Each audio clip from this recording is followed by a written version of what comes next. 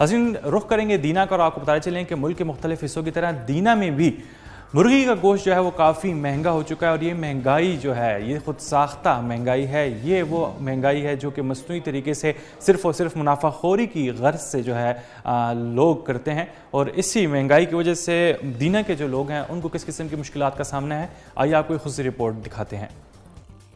मुर्गी के गोश्त की कीमतों में मुसलसल होशरबा इजाफा जारी है। मुर्गी का गोश्त 450 रुपये किलो तक पहुंचकर अवाम की दस्तरस से बाहर हो गया है, जबकि दीना की मज़ाफ़ाती इलाकों में चेक एंड बैलेंस न होने की वजह से मुर्गी गोश्त के मनमाने रेट वसूल किए जा रहे हैं। गरीब आदमी जिसले थोड़ा जिहा ऐसी कोई साथ साथ वो भी खत्म हो गया हूँ, क्योंकि हूँ तो मुर्गा भी जड़ा ना छोटे गोश्त का मुकाबला करन लग पिया है। हुकूमत नूं चाहिए इस पर नोटिस लवे।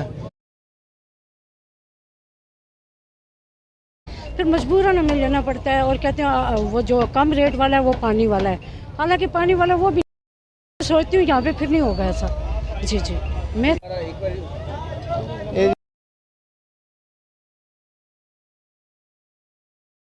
मुर्गा 450 रुपये किलो है जी। जेड़ा मजदूर बंदा 800 रुपया दिहाड़ है तो 450 का मुर्गा लैके खावे उसनों नहीं बेहतर है। मुर्गी फरोशों का कहना है कि बढ़ती कीमतों की वजह से सेल में वाजिया कमी हुई है, खरीदार ना होने के बराबर गवर्नमेंट जड़ी है ना रेट काफ़ी डाउन दे रही है, पिछू सानू जड़ी सप्लाई है बहुत महंगी मिल रही है। दूआ चिकन इतना ही महंगा है कि लोग जड़े ना अफोर्ड ही नहीं कर सकते। जितने गाहक हमने रेट सुन के चले जाते, गरीब बंदा क्या खावे।